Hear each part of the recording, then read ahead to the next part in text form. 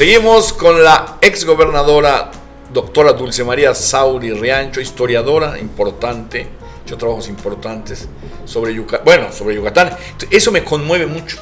Rapidito, para no perder el tiempo, pero me conmueve mucho porque eres actora y observadora de la historia.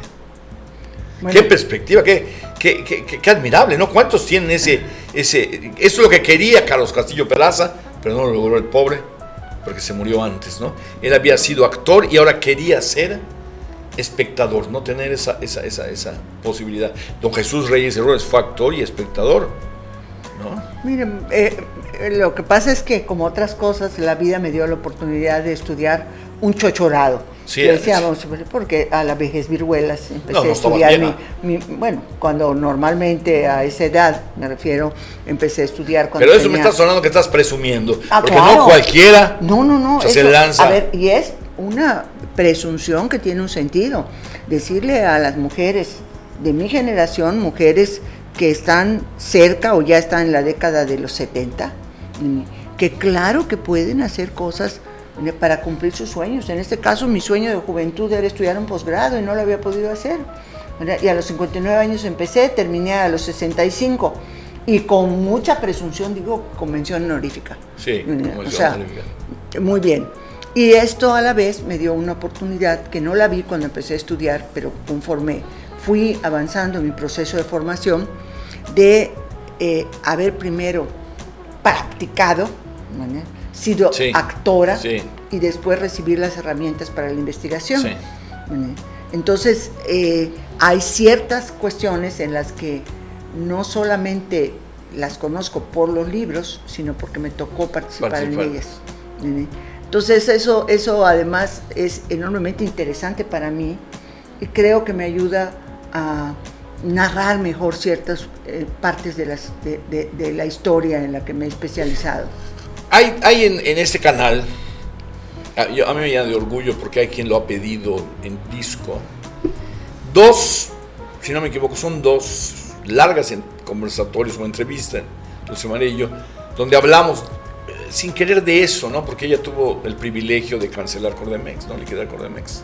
Bueno, la necesidad del Estado para que terminara el ciclo. Muy bien, pero eso es un protagonismo.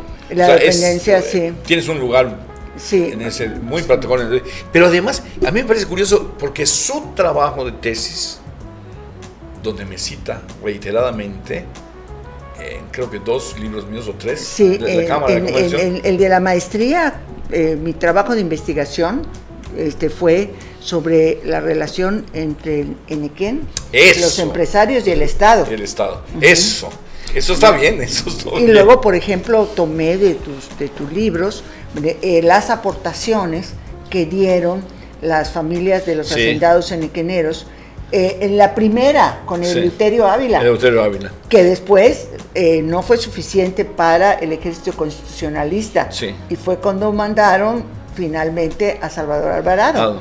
Entonces, claro, todo este tipo de cosas. Yo cuando fui a la presentación de su tesis, que me invitó, un examen público, optaba no solo al doctorado, sino a mención honorífica. De repente estaba yo con don Ernesto Molina, que estaba junto a mí. Don Ernesto Molina, que estaba a un lado. Estábamos conversando, y Raúl Casares adelante, me acuerdo muy bien. Y de repente sale ella estábamos presentando el ámbito, ¿no? Alvarado trabajó perfectamente bien con todos los grupos empresariales, con yucatecos, españoles, libaneses, coreanos, Gonzalo Navarrete Muñoz, y me dice, me pega un golpe don Ernesto y me dice, ¿tú dijiste eso? Pues creo que sí, desde que me estés citando. Sí. Claro, creo que en mi libro sobre el siglo XX en Yucatán. Entonces, pero don Ernesto lo tomó a una tradición de clase. Oye, ¿qué eso se imaginó? No, pero además otra cosa. ¿Qué cosas hablando bien de Alvarado? Alvarado tenía 2 grupos, los que calificaba como los hacendados progresistas y la casta divina, porque él fue el que acuñó el término. Pero Alvarado trabajó con todos. Y además otra cosa, Gonzalo, que lo sabes muy bien, les hizo ganar un dineral. Un dineral. Por los precios tan altos, por la coyuntura de la Primera Guerra Mundial que alcanzó el Enequén. Y quitó las casas intermediarias que se llevaban una buena filete y les dejó el precio alto. En cierta forma, Bueno, yo podría decir algunas familias, pero no lo voy a decir, que llenaron las paredes de su casa, o sea, con cajas fuertes, con oro que se llamaba el oro de Alvarado, por decir, Sí. el que venía de la venta de Alvarado. Pero además, mira, esta generación, ¿sí?, de la juventud de hoy, no conoce el Enequén, la mata de No Enequén. la conoce. ¿Verdad? La mata, olvidémonos de la saga del Enequén. Bueno, es que yo vivo en la Gonzalo Guerrero, ahí tienes tu casa. Y cuando yo estudiaba enfrente, en el Colegio Montego, Sí. todo era Enequenales. Todo eso era Enequenales enfrente, donde yo vivía. Se los digo a mis hijos, y hace cuenta que, como mi hijo Gonzalo, que cuando le dije, yo estudié aquí en el edificio central de la UADY, me preguntó, ¿tan viejo eres, papá? No, ¿entiendes? No, a ver, mira, cuando íbamos a Progreso, al puerto, había enequenales de Todo ambos era Enequenales, lados. sí. Después del tecnológico Sí. y anexas. Escanatún estaba Escanatún, funcionando, sí, se oía desfibradora, la bagacera. ¿verdad? Y la bagacera, que era donde Sí. cultivaban las hortalizas, Sí. que ponían de cama al bagazo, todo eso, nuestra generación. Pero ya ahorita, ¿qué ven en donde estuvo Cordemex? Pues está el Centro de Convenciones Siglo XXI, Exacto. está Galerías. Sí, claro, la Gran Plaza. Y tenemos en la parte donde estaba toda la desarrollo de productos, primero se instaló la siderúrgica, Sí. y ahora hay otro centro comercial, Sí, cómo no. la Harbor. Harvard. O sea, ni siquiera como lugares de memoria lo hemos conservado. ¿Sabes dónde lo que hemos conservado como lugar de memoria? Para mi gusto, indebidamente en el escudo de Yucatán. Fue demasiado centralizado a una época el escudo de don Juan Francisco. El venado brincando en Enequén. Demasiado. Porque en la historia de Yucatán, ¿qué te gusta? Son 100 años. No más. Fueron 113, con mayor exactitud. Sí. O sea, yo lo fecho en 1880, que es el primer El año viaje en que que hay va. un gran auge de exportación de la fibra de Enequén. Porque don Eusebio Escalante Ya había ido. en 1863 fue La primera vez, pero no funcionó del todo el viaje. Hasta que consiguió que el Thibault Brothers los apoyara. Y también hay otro detalle, yo tengo pruebas. No creas que los hacendados aceptaban eso. ¿Cómo iban, como los sureños de los Estados Unidos, a hipotecar su hacienda a un hombre y a unos gringos, y a un hombre que venía, todavía si fueran franceses, y a un hombre que venía de Tecash, no sé de qué pueblo venía el pobre don Eusebio? ¿Cómo no iba? Tú sabes y cómo. los convenció, porque además estaban juntos desarrollando la tecnología para cultivar el Enequén Que es una en tecnología forma comercial. Es una tecnología muy inteligente que yo defiendo mucho cuando quieren presentarlos, y que además es la misma de Brasil con unos añadidos, que hay una desfibradora en el truck, vamos a poner. No, hay una enorme diferencia de, pues prácticamente más de 80 años, porque acá fue donde desarrollaron Sí, claro. las siembras, o sea, estas de 3 bolillos, una serie de cosas Sí. para poder cultivar y cosechar, y luego posteriormente la desfibración. Pero en fin, Gonzalo, si seguimos por ese camino, No terminamos nunca. No, Vamos a hablar no. de Yucatán. Vamos ante a las hablar nuevas- del Yucatán del siglo actual. XXI, de ese Yucatán que el Enequén solo lo tiene en su escudo prácticamente. Prácticamente. Aun cuando hay que reconocer que hay varios grupos en algunas poblaciones que siguen cultivando Enequén, y hay productos de Enequén, sobre todo asociados ahorita a la parte de las alfombras y a las artesanías, muy bonito. No, eso me parece muy bien. La reivindicación de las fibras Claro. naturales. Pero ese brinco del venado ya no significa nada. A lo mejor ponerlo Claro arriba. que significa algo. ¿Qué? Que el venado logró saltar las púas del Enequén Ay, y seguir reina. su camino. Sí, A pero ver, ¿por qué no ponen allá mejor la guerra de castas? Ahí sí. Yo pondría, y eso lo propuse con Anton Schuch, una mano morena y una blanca, dándose la mano, de alguna manera. Ese sí es el hecho histórico. ¿Y a dónde dejas aquí a las prietas que están en medio de las dos? No, morenas, sí, no, morenas. o ¿Por sea, qué? Morenas. a ver, Ay, pero no morenas del partido, por favor, no se vaya a tomar por allá. No. Tú lo dijiste. Sí, sí, pero no allá. Qué barbaridad. Hablando de eso y de los dos colores, ¿cómo están las elecciones en Yucatán según tú? ¿Qué nos jugamos? ¿Es cierto que nos jugamos la forma de vivir? Claro que sí. O sea, hace un momento comentábamos la disyuntiva que hay entre la centralización y la concentración de poder y la de la democracia y la pluralidad. ¿Qué significa para Yucatán la opción de centralización, concentración de poder bajo un gobierno de Morena, que dé continuidad a lo que está haciendo el gobierno federal. La primera cuestión es la intervención total del gobierno federal en los asuntos de Yucatán.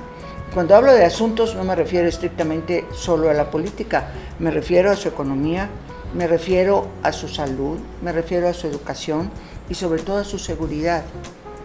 Aquí no es problema de que si las personas que están apoyando a Morena son o no buenas personas. Yo te diría que son buenas personas, o sea, incluso varios de ellos no solo amigos, sino correligionarios del partido hasta hace muy poco tiempo. Guacho, en principio, al candidato a gobernador, persona. Una buena persona. La conocimos en el PRI, luego la conocimos en el PAN y luego después en Morena, ¿no? Pero es una buena persona. El problema es que esas buenas personas, el proyecto centralizador, las aplasta. No pueden decir no quiero. ¿Qué significa eso? Por ejemplo, en nuestro gran tema, la seguridad, ¿qué significaría? Empezando con que la seguridad en la parte formal, no estoy hablando de, vamos a decir, los cambios reales que pudieran venir, vamos a la parte formal. De decir, a ver, yo quiero que continúe el comandante Saidén, como ha dicho Guacho en varias ocasiones, como secretario de Seguridad. Pasa la elección, se constituye el gobierno, posiblemente antes de que se constituya y se formalice el gabinete, le hace llegar de la Ciudad de México, no lo queremos allá, búscate otra opción, e incluso le dicen, esta es la opción para ti. Así ha pasado en Morena. Vean. Anelik Castilla en Quintana Roo. En Quintana Roo, o sea, una persona con experiencia, con conocimientos, que tenía en principio la confianza de la gobernadora electa, y duró 3 días, Gonzalo. Literalmente. 3 días, no es exageración. ¿Cuánto tiempo le calculamos a una decisión centralista para remover al comandante Luis Felipe Saidén? Puede ser en un instante, en un parpadeo. Entonces, en la parte de seguridad, en la parte de la salud, es entregar todo el recurso que el Estado tiene para proporcionar atención a la salud de los yucatecos, entregárselo al gobierno federal para que el gobierno federal lo haga. ¿Es el IMSS Bienestar? Eso es IMSS Bienestar. O sea, que el gobierno del Estado se vuelva pagador, digamos, en algunos casos, y en otros ni pagador. O sea, porque todo el control del recurso lo tiene el gobierno federal.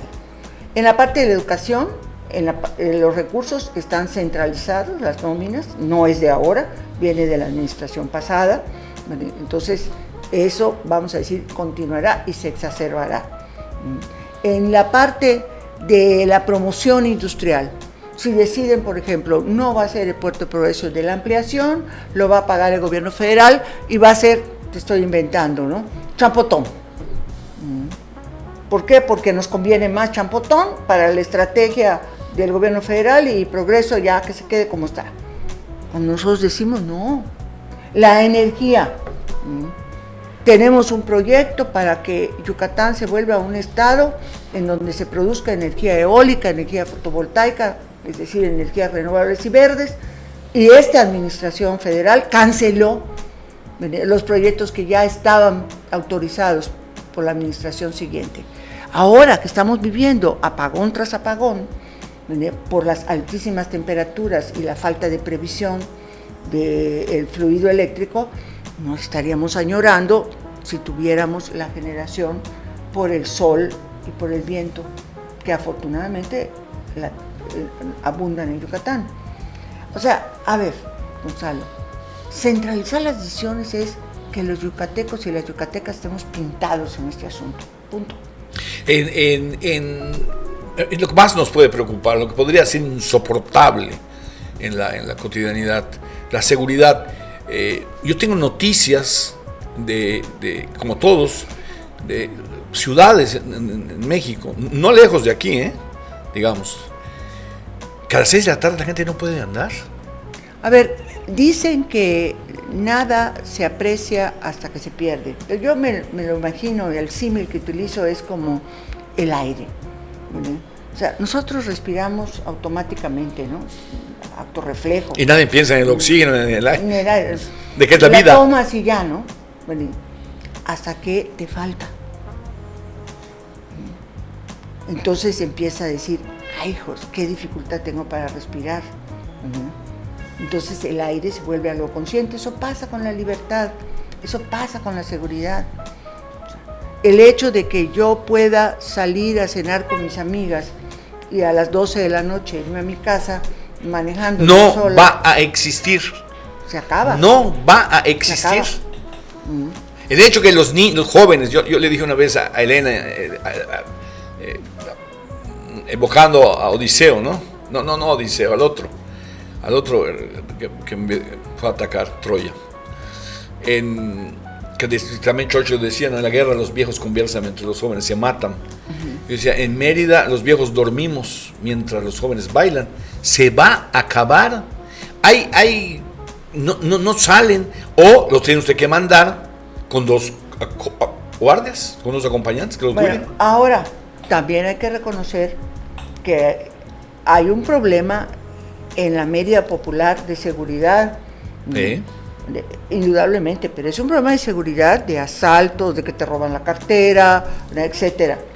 Pero no tenemos todavía los problemas severísimos del cobro de derecho de piso. Correcto.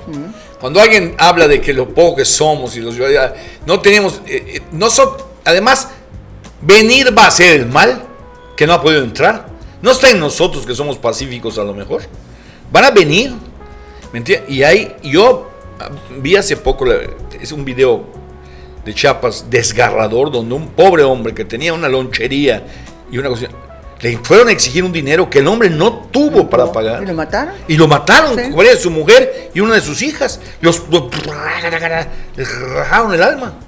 Y además con otra, porque hay, vamos a decir, una distribución de territorios entre los grupos del crimen organizado. Se van a matar. Ahí no hay estrategias de mercadotecnia, hay estrategias de muerte. De muerte. O sea, entonces yo digo, mire, no es invento, no es...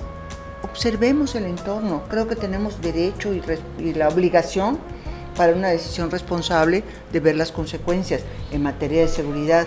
Pero yo no solo la dejaría allá, en materia de buen gobierno.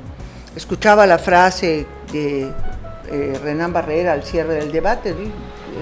La elección es entre elegir un gobernador o elegir un gerente de sucursal. Qué buena está la frase. Y cuánta verdad entra. ¿Sí? ¿Cuánta verdad entra? Y no es un problema de la persona, o sea, no, vuelvo a insistir, puede ser una buena persona. No, Guacho, indudablemente. Pero las circunstancias yo lo conozco hace muchísimos años.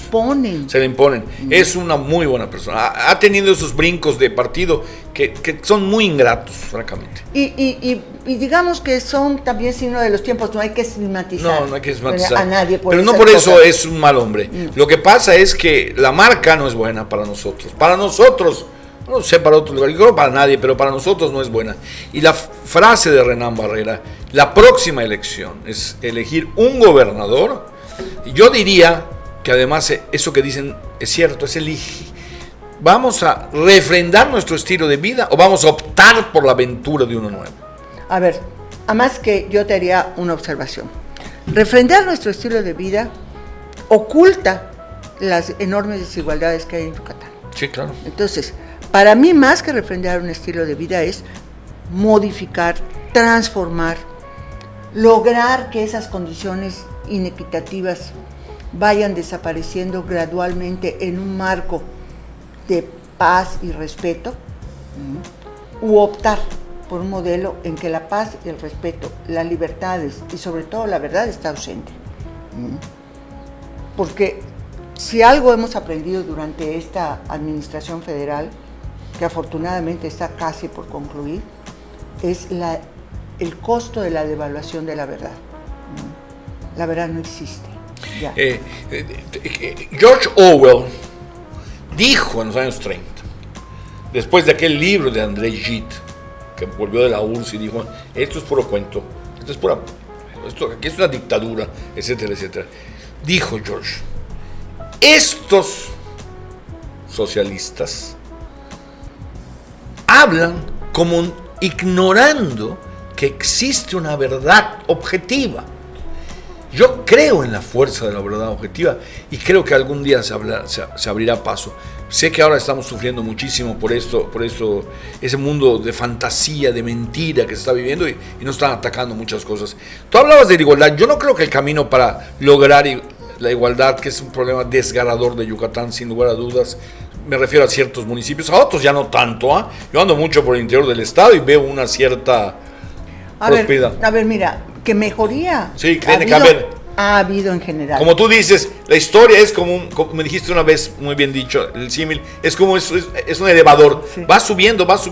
Desde luego puede haber alguna. Sí. Y también puede haber retrocesos, ¿no? Absolutamente, porque tocas un punto esencial. En México, digamos, tenemos una especie de teleología del progreso. Es decir, la teleología, todo va para adelante, todo va para adelante. Eso no lo creemos, nuestro gran relato, ¿no? Sí. No, se puede retroceder. Este sexenio hemos retrocedido. O sea, por ejemplo, es para mí choqueante el informe terrible, que se dio sobre la es un documento del pandemia.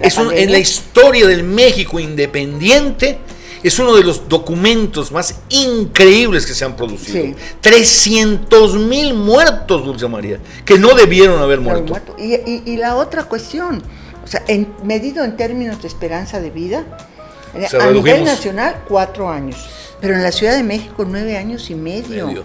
Esto tú lo sabes perfectamente bien, se los voy a decir a todos ustedes. Hay hace unos días dije yo que se había publicado que la economía mexicana era la número 15, me parece, y que iba para ser la número 11 y no llegaba la más grande al lugar quinto por la corrupción endémica que tiene. Ahora bien, eso es en el tamaño de la economía. Yo lo dije y 2 amigos míos, saludo, a lo mejor me oyen, brincaron en una comida y me dije, ¿cómo atrevo a decir esto? ¿Qué es esto? Eso es el tamaño de la economía. Pero en el índice de desarrollo humano, que es expectativa de vida, educación y salud, ocupamos el lugar 86. Peor, es posible. No imposible, es posible. Ocupamos el 86. Redujimos nuestra expectativa de vida. Cuando un mexicano nace, hoy tiene menos expectativa de vida que la que tenía hace 20 años. Sí. Y la educación, nos fuimos para abajo. Sí, y es en términos, mira, no hay un indicador más poderoso del avance de una sociedad que el de la esperanza de vida. No hay indicador más poderoso. La esperanza de vida al nacer. Sí, claro. Cuando yo nací en 1951, la expectativa de mi vida era 45 años. ¿Tan poca? ¿No había brincado ya? 50, todavía no. Porque entre 50 y 60, o sea, empezaron todas las campañas, la primera de vacunación contra la difteria, la tosferina y el tétano. Polio. Y luego la polio. A mí todavía me tocó viruela. ¿Viruela? A mí me dio viruela. También, pero no varicela, viruela. No, me dio viruela. ¿Viruela de la negra? No, la negra. No me dio varicela, creo. Nos vacunaban contra la viruela. Es cuando te daban aquellas cosas que vomitabas y esas cosas. Esa es la que tengo acá también yo. Acá, sí. Pero la viruela negra. O sea, a lo que voy es que hay... La que diezmó al pueblo prehispánico. Se combina una buena campaña sanitaria del gobierno con las vacunaciones, la erradicación del mosquito transmisor de paludismo, las campañas. Yo recuerdo en 2 ocasiones, Gonzalo, salimos de nuestra casa porque entraba la brigada a fumigar todo con DDT, y ya después nos dijeron que el DDT era cancerígeno, pero en aquel momento mató a los moscos. Años después, problema de cáncer y demás. Mi hijo mayor tiene cerca de 30 años. Y hace un tiempo que fui a poner, era un niño, fui a ponerle no sé qué rayos de las vacunaciones, me confundo. Tenía su cartilla. Tenía su cartilla. Yo leo, estando en los Estados Unidos, como me pasa muchas veces, redescubro mi país fuera, que el sistema de vacunación que tenía México era ejemplo mundial. Pues a eso esta administración le dio en la torre.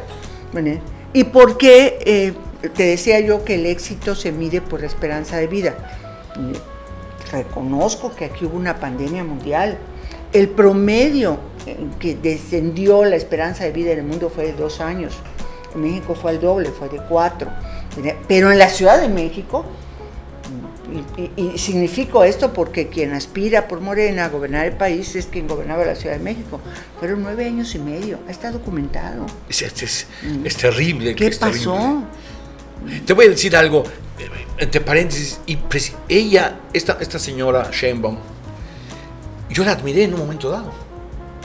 Porque cuando este individuo que debe estar en la cárcel, el doctor el Mengele mexicano, decía eso del cubrebocas, ella dijo, en la Ciudad de México, obligatorio el cubrebocas. Le vi un gesto de valor, ¿me entiendes? Con este jefe de la policía que tenía allá, muy competente, el hijo de don Javier García Paniagua. Sí. Dije, me dio una esperanza, si esta llega a ser presidente, no va a someterse, pero visto lo cual no funcionó y la Ciudad de México tuvo ese problema. Nos esforzamos en dar un servicio personalizado en el proceso de fabricación, ofreciendo los espesores, acabados y medidas de acuerdo a su proyecto en periodo corto y económico. Realizamos acabados en lámina, pintada, acero, aluminio.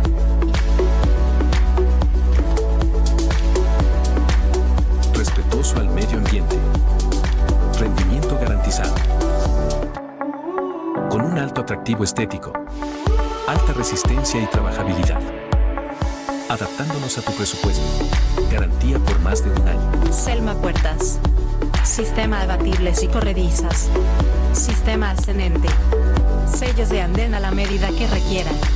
Realizamos casetas de vigilancia. Colchonetas. Cortinas hawaianas. Oficinas. Puertas para andenes. Cámaras frías. Proyectos 100% personalizados. Exportación en cualquier parte del mundo. Somos pioneros en instalación y elaboración. Selma Panel igual a calidad.